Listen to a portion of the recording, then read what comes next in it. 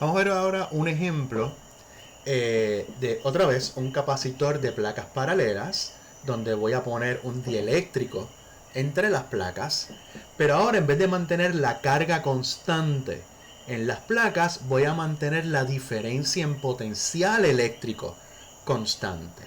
Vamos a decir que el potencial eléctrico de la placa de abajo es V y el potencial de la placa de arriba lo ponemos a tierra y es 0.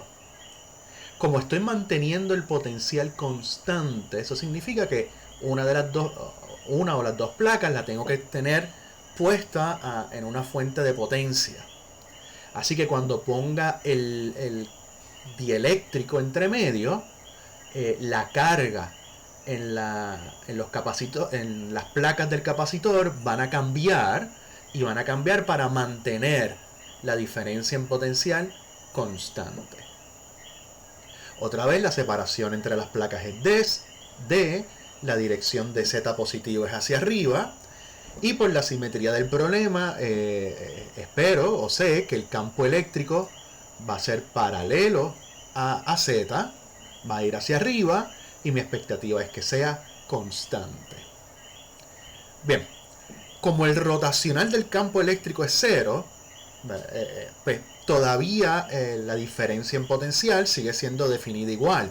Va a depender del campo eléctrico, que esta es la definición, ¿verdad?, de la diferencia en potencial entre la placa que está en Z igual a 0, aquí abajo, y la placa que está en Z igual a D.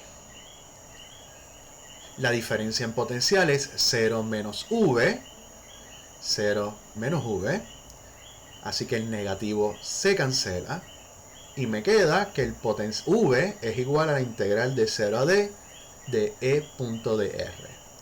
Como mi expectativa, por la simetría, es que, y lo que conocemos, ¿verdad?, de placas paralelas, es que E es constante, y estoy despreciando efectos de borde aquí en el capacitor, pues E es constante, apunta hacia arriba en la misma dirección de dr, así que la integral me va a dar E por D.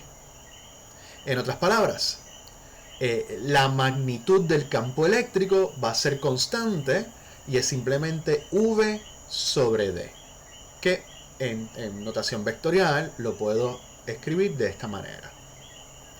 O sea, este es el mismo resultado que hubiéramos obtenido sin tener ningún dieléctrico. No usamos el hecho que tenemos un dieléctrico ahí.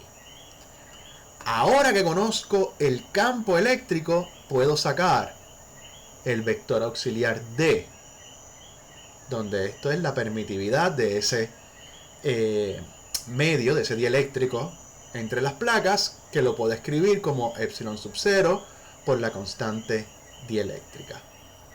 Sustituyendo lo que es E, pues observo que D también es constante y tiene este valor. ¿Por qué saqué D? Porque una vez conozco ahora ese campo auxiliar D, usando la ley de Gauss en forma de una cajita aquí en la placa, justo arriba de la placa, puedo usar mi conocimiento de D para encontrar la densidad de carga libre en la placa del capacitor. ¿Okay? La integral en la superficie me va a dar simplemente D por el área de esa cajita, y la carga libre en la cajita es simplemente la densidad de carga superficial por el área. Así que el área se cancela y me queda que D es igual a sigma F. Ese resultado lo usaremos una o dos veces más en lo que queda del capítulo, ¿no? Que en un capacitor D es simplemente sigma sub F.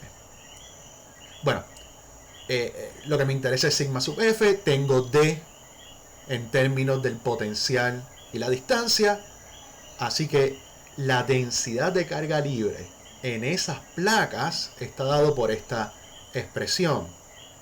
Va a depender de la diferencia en potencial, cuán separados están esas placas, y del material que está entre medio de las placas. Con esto otra vez puedo calcular entonces la capacitancia de ese capacitor, que es simplemente la carga dividido por la diferencia en potencial. La carga en las placas es simplemente sigma F por A. La diferencia en potencial es V. Sustituyendo lo que es sigma F, V se cancela. Me va a quedar epsilon sub 0 A sobre D. Pero eso es la capacitancia del capacitor sin el dieléctrico. Así que me va a quedar con K, multiplicado por la constante dieléctrica. Así que, ahora, un capacitor que mantengo las placas a un potencial eléctrico constante, una diferencia en potencial constante, y le pongo un dieléctrico, pues la capacitancia también va a aumentar, comparado con el caso donde mantengo las cargas constantes, y va a aumentar por el mismo factor. Simplemente lo multiplico por la constante dieléctrica del material que está entre las placas.